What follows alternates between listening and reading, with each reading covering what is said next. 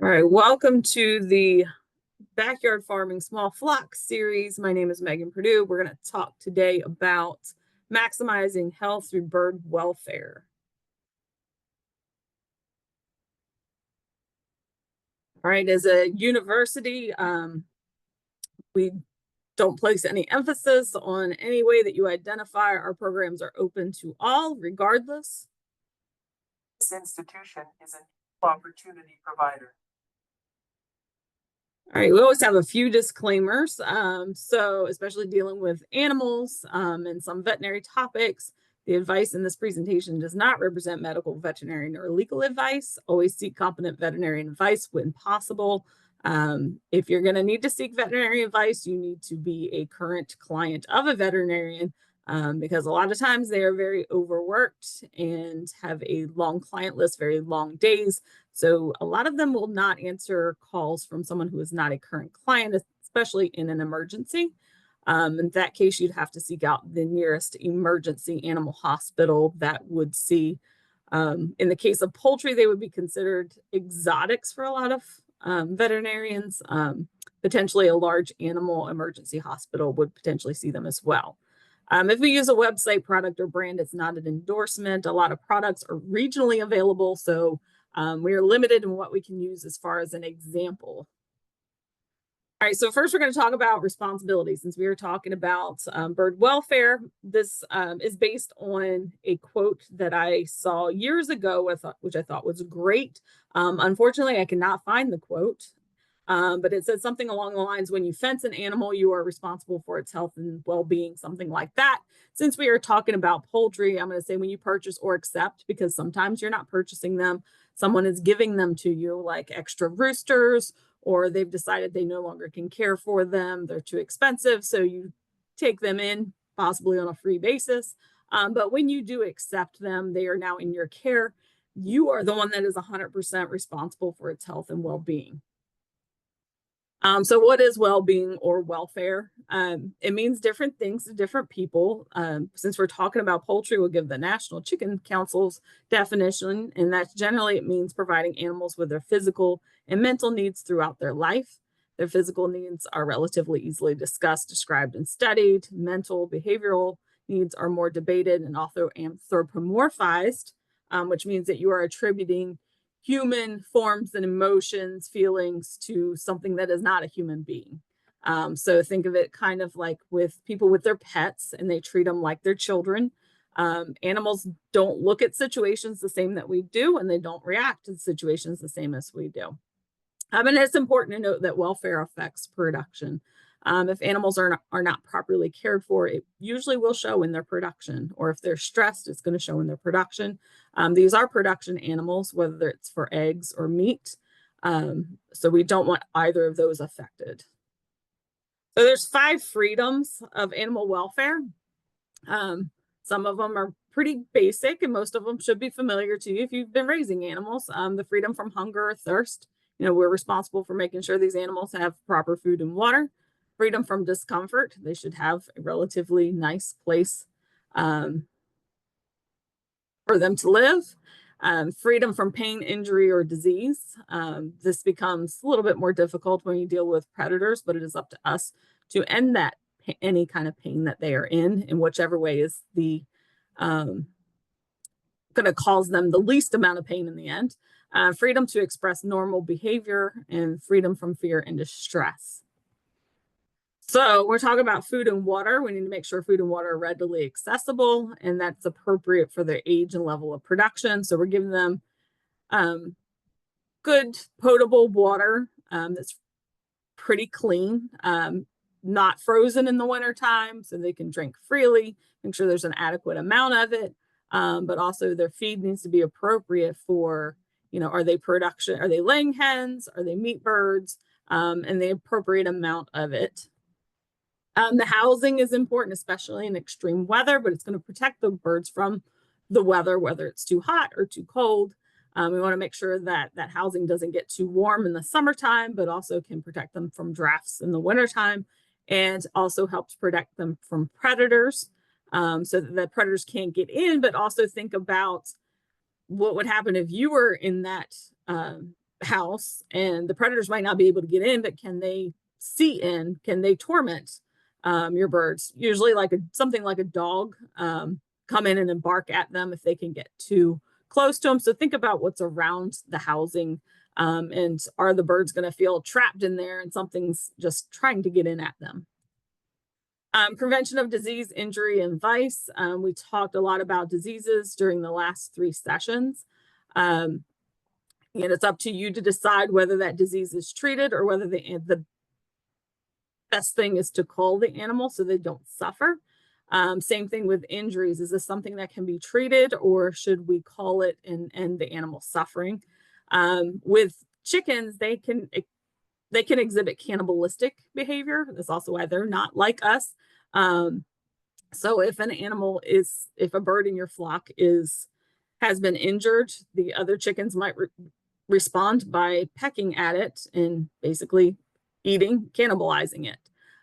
So then that's up to us, that we need to make sure that we're either treating that animal, removing it from the situation somewhere and placing it somewhere where it can't be furtherly injured, while we manage the injury. And then they need to have the freedom to move, stand, turn around, stretch, sit, and lie down. It's kind of like you don't want them feeling like they're like we do when we're on an airplane, where you're just kind of stuck there for a long period of time. You want to have there's minimal amounts of space that they need, but the more space that we can give them, the better their welfare is going to be. And then there are flock animals, so they do need to see each other, even if you have them in a individual pen for behavioral issues or injuries. It is important that they can see each other, because that is comforting to them to be around other birds. So biosecurity should be forefront of everybody's mind right now, given the avian influenza outbreaks that we have been experiencing throughout the country. But biosecurity is just not about avian influenza either. It is about all kinds of diseases, and it is about keeping the birds healthy. There are diseases everywhere. That has never changed. There are birds that have to be depopulated because of diseases other than avian influenza. It's just, if it's not spreading throughout the country like it is now and causing increase in egg prices and meat prices, then it's not going to make the news. And hopefully you're not in a situation where your flock does make the news. But understand that if there is a disease outbreak, whether that be avian influenza or something else, it may result in your flock being a complete loss, whether the flock has to be put down or the disease is such that it kills the entire flock. You want to have secure fencing so that you can limit what is coming in and going out of your area. That doesn't just include humans, that includes animal, pests, predators, pets can track diseases in and out of your flock. So think about those types of things when you're looking at starting a biosecurity plan and keeping your flock biosecure. So housing is an important component of biosecurity. You should have biosecurity procedures that are part of your farm design and that you use, such as, designated footwear that only goes in there to take care of your birds, or putting the egg boxes on the outside of the house so that you can collect eggs without actually going into the coop. This does help prevent disease and maintain your flock health. Putting up signs like the one in the picture can help people from just stumbling over and walking onto your property to see if you're selling eggs, or just to come and check and look at the animals that you have. Hopefully they stop and read it, and it'll cause them to pause a moment and rethink just wandering onto your property. Your housing needs to protect the birds from the environment. So again, when it's too hot, you need to have ventilation that helps cool the birds that's going through the house. When it's cold, enough heating capacity to meet those needs. And that's going to depend partly on how old they are. Obviously, biddies and younger birds are might need some external heat source. Your older birds, fully feathered, in most environments, they should be okay as long as you have a house that is draft free, and they can get away from the wind. Predation, again, is another important component of housing. You want to protect them from whatever predators are in your area. So for ground predators, you want to make sure that they can't dig into your housing. Aerial predators like hawks and owls, then you may need to have something on top of your coop so that they can't fly in. Again, with weather protection, shade for the hot weather. So look at your area that your chickens are in and make sure that there is shade throughout the day, especially at the hottest part of the day. The housing itself may provide enough shade, just depending on how it is designed. You could add trees and bushes or put it in an area where there are trees and bushes. Keep in mind that chickens like to roost, so this will be good for, they would like to have the trees there. It might not be the greatest thing if you want to put you want your chickens to go up into the house so you can secure them at night, because they're probably, especially certain times of the year when the weather's milder, they might prefer to roost up in those trees than to go into a house. Shade cloths are another option to provide some shade. Wind blocks in the colder weather. So even if you have a house, they don't necessarily want to stay in that house all day, depending on how big it is, in the super cold weather like we had this year. So if they venture outside, they're going to need a wind block. And then, as some of us found out this year, with all of the extra snow that we've not had in a long time, a lot of chickens do not like to walk through the snow. So if you have a lot of snow, and sometimes they're too small to be walking through the snow if it's deep. So if you do have a lot of snow, you may need to shovel some walkways so they can get out and move around if they so choose. Predators on their own are a very important part of bird welfare because they do cause a lot of stress to the animals, even if they don't kill them, but they are responsible for a lot of death losses in certain areas. In my area, I've been dealing with fox because right now I think they are breeding. So they're very active and they are hunting a lot. They're hunting a lot more than they have been. I see them out and about quite a bit more.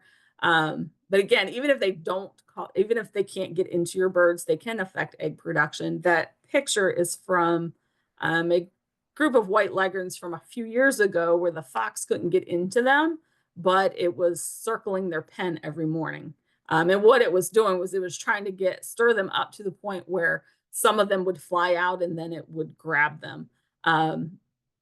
Didn't kill a lot of the hens from that because most of them stayed in the pen, but it did affect the egg production. I got mostly deformed eggs during that time until I was able to get the fox out of the area. Strong fencing, again, to keep your ground predators out. If you have aerial predators or climbing predators, you're going to need to put a roof structure on your coop. And then locking up birds at night can do a lot for keeping the predators away from them. A lot of predators hunt at night, but be aware they are smart. And if there's nothing available during the night, they may start hunting during the day. Or as I found out last year, my schedule varies quite a bit during the week because I have night meetings, which calls me to be home more during the day during some weeks. But one time a week, I was always gone, and that's when the fox started hunting, and that was Sunday morning. So they're smart, so make sure that you are always on alert. If you have a lot of human activity around your place, that might help deter them during the day. But there is some problem with fences. When you have animals confined, even if even if they have plenty of room, they sometimes do get bored. Chickens like to scratch around in the dirt. Some breeds are better foragers than others, so they're going to be out there just scratching around, looking for insects. When they get bored, like a lot of us, that starts to lead to destructive behaviors. So with chickens, egg breaking is a big concern. And once they learn how to break eggs and eat them, because their instinct's going to be to eat any broken eggs, they get very skilled at breaking the eggs. And that's not something that you want if you are looking, especially right now with egg prices. It's not something that you're going to want if you have chickens for layers. They can also fight. And again, they cause injuries. They cannibalize each other. So You as their owner are going to need to provide what is needed for their maximum welfare. And we're going to talk about some things a little bit later on that may help with that. And you'll see the picture is from a punctured egg. It wasn't a completely eaten egg. I have seen chickens, some chickens will eat the shells, some chickens will eat everything that's in the shell. So back to our feed. You want to make sure that the feed is formulated to meet the nutritional needs of the bird at that stage of production. So make sure if you have chicks that they can reach the feed. Make sure your birds have access to that feed at all times. You don't want your breeders to lose weight. You want to make sure that you keep it dry. And if you want something to keep them a little bit more active, not provide, or a little bit more energy, especially in the colder months, you can give them scratch grains. So there's a couple of different styles of feeders. One's a traditional feeder that we use for chicks up in the top. It's very low to the ground. It's easy for them to reach in and get, even when the feed level drops, they can still reach the feed. The picture at the bottom was a homemade feeder, and you can buy the little cups that they reach in that have a shield on them. So it tends to keep a lot of moisture out. But those were made with a 5-gallon bucket. I will tell you that certain plastic materials don't hold up as well, especially if they are exposed to sunlight as others. So if this is something that's going to be out in the sun, that you're going to need something that's a little bit more resistant to sunlight decay, because plastic, when it gets exposed to a lot of sunlight, tends to break down and crumble and break apart. Your feed quality is important. When you're feeding the younger birds, you want to make sure that the pieces are small so that they can eat them. They say it should look like grape nuts if it's for young birds. But you can see the different things that you usually can buy your feed in. You can buy it as a mash. There might be more waste with that. Crumbles are more popular with younger birds. You can also buy layer feed that is in crumbles, and then pellets, just depending on what you prefer, what's going to work for you. But again, when they're younger and some of the smaller breeds of birds, you're probably going to need the crumbles for longer. And when they're new chicks, your starter is going to be more of a mash to crumble looking feed. Water management, you want to make sure, again, that they have clean water available at all times. If you wouldn't drink it yourself, then you're not going to want to use it for the birds. It needs to be potable water, free from excessive minerals, free from any kind of funky taste.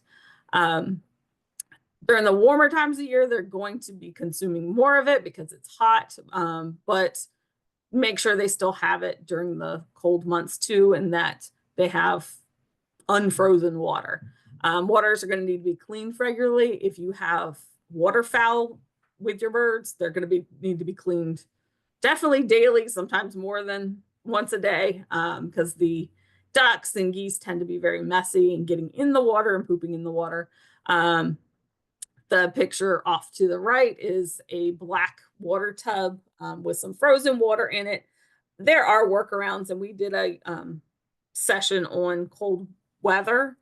Those black tubs, the advantage to them is if you don't have electricity and you can't put a de-icer or a heated water tank in there, the black tubs will absorb. If you put it in a sunny spot, they will get warm, and that water will not freeze as badly as say what's in a plastic bucket. But also if it freezes deep and you need to change it out, those rubbery troughs, you can flip them over, you can stomp on the back side of it.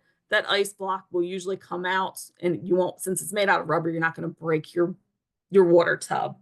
So that is an option if you do not have if you can't get electricity to your coop, and can't have a heated water source or a de-icer in your water. You're probably still going to have to change it more often in the colder months, but at least you're not going to bust your bucket every time you try to get the ice out of it, and it won't freeze as fast as some plastic buckets do. Litter is a part of your housing. Usually we're going to want to keep, especially during the cold months, especially if you have younger birds, you're going to want deeper litter, because that's going to help insulate the flooring, keep the flooring warmer. Also is going to keep it drier than having a bare floor. Probably be easier to clean out too. I'd rather scoop shavings than try to get the droppings off of a bare floor. But you want that to be soft. We've talked about things like bumblefoot in previous sessions. If your chickens are jumping off a perches, they need a safe place to land. They're going to want a soft place to lay eggs if they choose not to have them in a nest box, which you will find that sometimes that is the case. But generally, a lot of people use shavings for their litter. So emergency backup. So if there's a natural disaster or another type of emergency, we've had a lot of natural disasters in this country here recently. So it's always good to have a plan. You want to make sure that you have enough feed and water on hand if you're expecting an emergency or if you're in a place that is prone to them. If something happens, do you have a plan in place of who's going to take care of your birds if you're not able to? So, maybe you're just traveling and you get stuck somewhere. Make sure whoever is caring for your birds can continue to do so until you get back. Or if you have a medical emergency that takes you away from your home for any length of time, make sure that somebody is there to check up on the birds and make sure they have feed and water. Have a list of important contacts available, like your veterinarian, your local extension office, the state animal health lab, and then let them know where your feed store is too. And sometimes if you have a small local feed store, they know what you get and can help somebody out if they're confused. Nest boxes are an important part of your setup. If you have layers, they can be attached to or part of the housing. There should be at least some nesting areas within the housing. That doesn't mean that that's going to be the preferred area where your chickens lay eggs. You don't want to put them under perches because while they're sitting up on the perches, they're also going to be pooping, and you don't want that dropping directly into your nesting area. We want to try to keep those eggs as clean as possible. Chickens like a dark, safe area to lay their eggs in. They're very vulnerable while they're laying their eggs. So their instinct is going to be try to find somewhere very safe. We want to keep it clean. We want to keep it clean and comfortable so that when our eggs stay clean, the chickens usually prefer something that's clean and comfortable as well, because they're going to sit on there. Some sit on the nest a lot longer than others. So you want some sort of soft bedding. When given the choice, I find my chickens prefer hay to anything, even the nesting materials that you can buy. They still prefer the hay. You can add additional nesting areas around the pen if needed.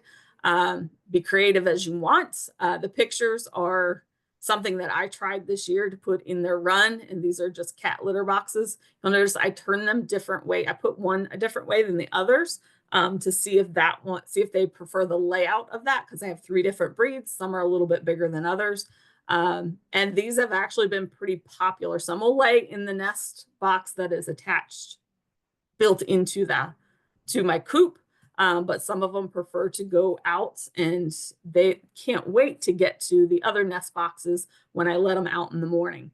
There's some straw in there. There were some shavings in there. I'm playing with a couple of different things. I also have a commercial nest pad. I forget what that's made out of that I purchased. The egg in front of that picture, she actually kicked out of the nest box when she went in there. That's a fake egg. She kicked it out to go lay her egg. The bottom picture was just a horse feed trough that had been hanging in the hay barn, and it accumulated some hay in it. This was a number of years back, and my Bantams decided that was the perfect nest box, and they started laying their eggs in it. So they're not too particular. They want it safe, they want it dark, and you got to have some soft bedding in there for them, because 1, it needs to be comfortable for them, but 2, you also don't want your eggs to get broken when they lay them. Bully boxes is something you may or may not be familiar with. It's usually used in commercial poultry housing. When you have confined birds, they may pick on each other more. This allows them an area where they can get away from the bullies in the bunch. It could just be like 4 boards that formed into a square. Again, this is something you could get creative with, just some way for them to get away from and have a physical barrier between them and another bird if they need it. It's meant to provide areas where they can separate themselves. And if you have a problem with a particular bird who is picking on other birds, then you may just need to separate or cull that bird if you can't get it under control. And sometimes it could be an age difference. The older ones may pick on the younger ones, but do what you need. Either separate them out by age, or if it's just one particular bird, pull that bird out and either cull it or keep it separate. Some things that you watch out for when it comes to bird welfare is going to be foot pad dermatitis, which we talked about last week, feather losses, and then ectoparasites. We've talked about that a little bit as well in previous sessions. So foot pad dermatitis, that's also known as bumblefoot. In the commercial poultry industry, they look at foot pad dermatitis as a way to indicate bird welfare. So auditors will come in and check. And if you're not doing so good on your scoring, then your welfare is not that great. So you want to score well on that, and you don't want to have a huge problem with foot pad dermatitis. Purchase, we also talked about, again, in relation to bumblefoot. There's certain materials that you want to avoid. So you want to avoid materials like metal and plastic pipes when you're making your purchase. Metal is going to be pretty miserable in the cold when they're trying to set on there. And if you're in a really cold area, then it's going to result in frostbite. So you want to use wood purchase because it's not going to conduct the cold. Preferably, purchase should have a flat surface, like a 2x4, that will allow the birds to cover their feet with their feathers when they're on the perch, to keep them warm. So they do, in the commercial poultry industry, they do have these smaller ramps that the birds can perch on. Cornish cross chickens are not going to perch or be able to perch nearly as high as your layers will. Dust baths are another thing you can incorporate into your system. Chickens love, if you've had them for any length of time and watch them and they're on the ground, you're going to notice that they do love to create their own dust bath in some situations if they can. If you have good dry soil, they will create their own. They're a good way for them to prevent and control external parasites too. So there is a reason to why they like to take dust baths. You can add some products to them to make them more effective. You can put a little bit of wood ash in there. Just be careful. You don't want to use too much of any additives in the dust bath. Diatomaceous earth is another one that people will use.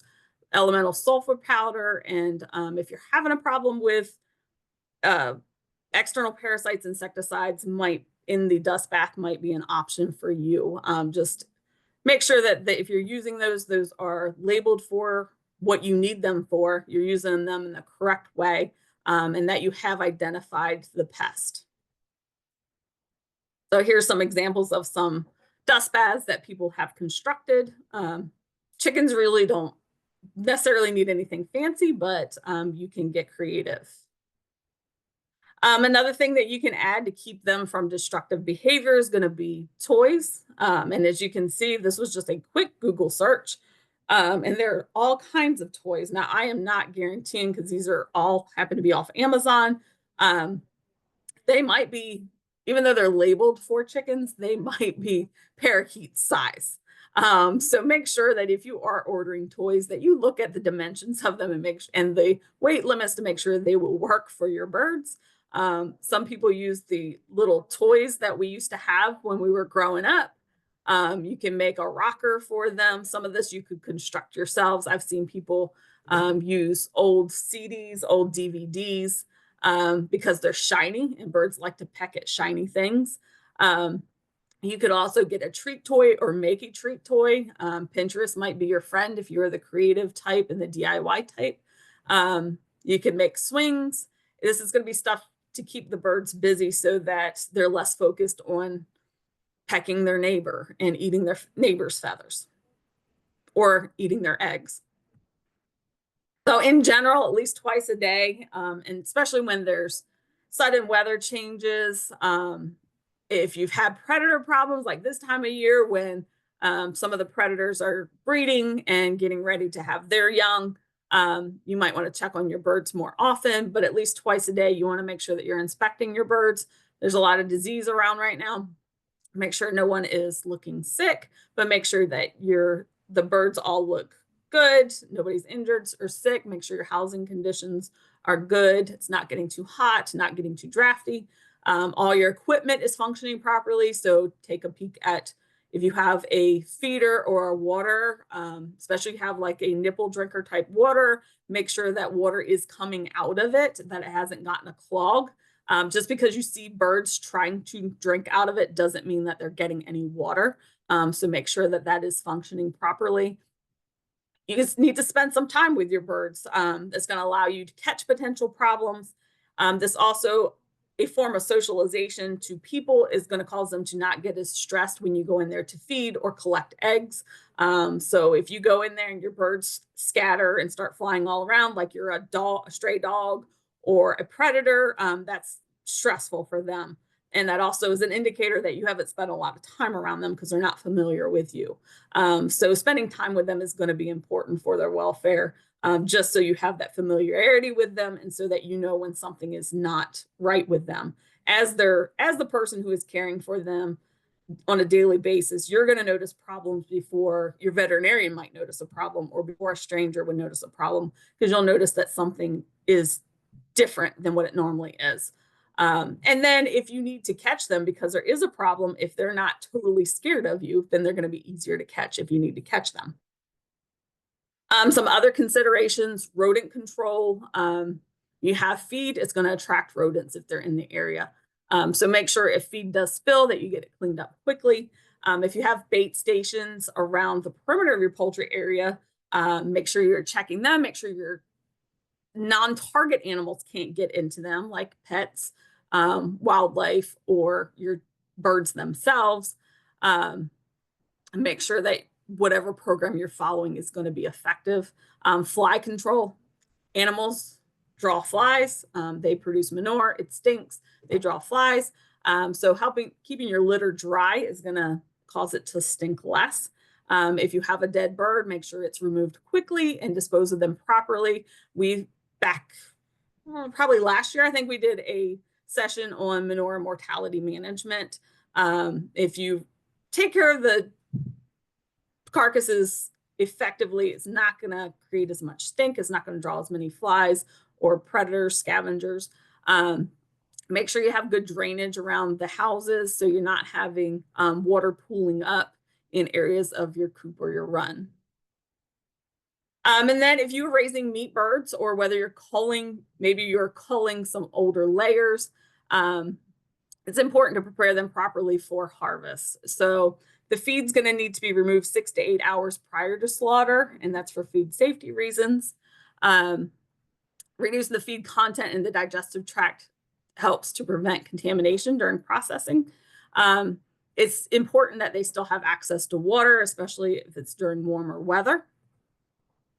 When moving or catching the birds, you want to reduce the stress as much as possible. So it might be necessary to move and catch them when it's dark and they can't see, but make sure you're not overcrowding the birds. If you're catching them and putting them in a smaller pen, so you don't have to catch them in the daytime, make sure you're not overcrowding them. They have some space to get up and move around. They don't get packed in there too tight that they suffocate. And just remember, bird welfare is everyone's concern. If you yourself witness issues that you feel might jeopardize bird welfare, talk to the person. Maybe they just don't know. Some people, they're very new to raising birds and don't understand why animal welfare is important, or what they are doing is, not contributing to good animal welfare, or it might be perceived. It might be just something that just looks bad, but it's not necessarily bad, but the way they're doing it makes it look worse. So try to have a conversation with them, or you can refer. A more passive way to handle it is refer them to someone who can educate them. That's what we are here for in Extension. We are here to educate. We don't turn people in unless we absolutely would have to, but we are here to educate people. And, we will tell people if they're doing something wrong or it might put their animal at risk. So if you're not comfortable with confronting them about what they're doing, Again, a more passive way would be to refer them to somebody who can educate them, because maybe they don't know that there are resources out there. And again, a lot of people are getting into this are very new, have never raised birds before. And if you have to, you can report them to authorities. Probably somebody who is county based would look into it if there's an animal welfare issue that is serious. So that's any willful act of abuse. If they're throwing, kicking, hitting, or trying to scare the birds. A lot of times you're going to see this behavior is going to be from people who do not own the birds, people who probably shouldn't even be on the property. So if you witness something like this, it might be somebody who is trespassing, in which case you would contact the local law enforcement if you need to. And that might be the safest thing for you to do anyways, especially if you are not comfortable with it. And then happy, comfortable birds is best for all of us as well as the birds. Again, welfare does affect their production. So we want happy, productive animals that are using the feed that we give them to the best of their ability. So we want everybody to want to contribute to good animal welfare and everybody to be happy. And they're here. Most of us are keeping these birds for our own enjoyment. So if they're happy, they're going to be better for us to enjoy. Great, and thank you. And if you have any questions, please put them in the chat box and we will address those.